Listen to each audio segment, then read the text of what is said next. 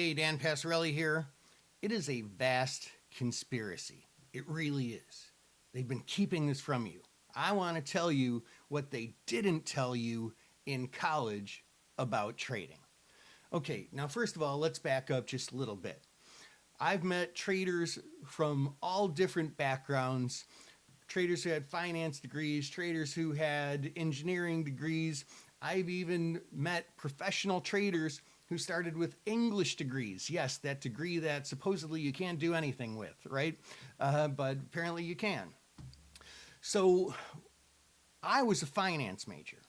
And that means that I studied all the stuff about trading, right?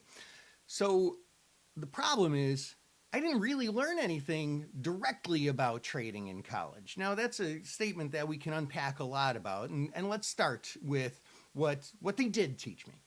So, in order to be good at trading, you need to understand economics, macroeconomics particularly, but then also microeconomics. You need to understand how stocks work, exactly what they are, what bonds are. You need to have all this general background information. But then to actually trade, to look at a chart, to read financial statements and decide whether a stock is undervalued or overvalued, or it's momentum, or it's a value stock, or whatever it is, if it's a good credit spread, they didn't even breach those subjects.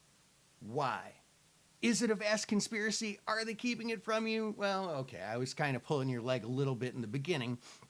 No, not really. I speculate that one of the reasons why they don't teach you this stuff is because a lot of them just don't know. Let's talk about Myron Scholes and long-term capital, shall we? So yeah, maybe that's not their thing. They get really good and geeked out in the theory because they're professors, intellectuals, and that's sort of their expertise, and they share that important stuff that we talked about. But another thing is that the market just keeps changing, right? What works today is not going to necessarily work tomorrow, and so that information wouldn't really hold up and wouldn't really serve you. So how do you learn to trade? Well, you're in luck. I try and keep you abreast on all the important stuff in these daily videos and in our classes and in other things. And so I encourage you just to keep up your skills at all times, however you go about that. Just, keep at it, keep working on it, keep honing your craft, keep taking the strategies that you are using and getting better with them. And when they stop, move on to a strategy that is working during that market regime. Now, I hope that helps. I know that helps. This is Dan Passarelli. Continue to trade smart.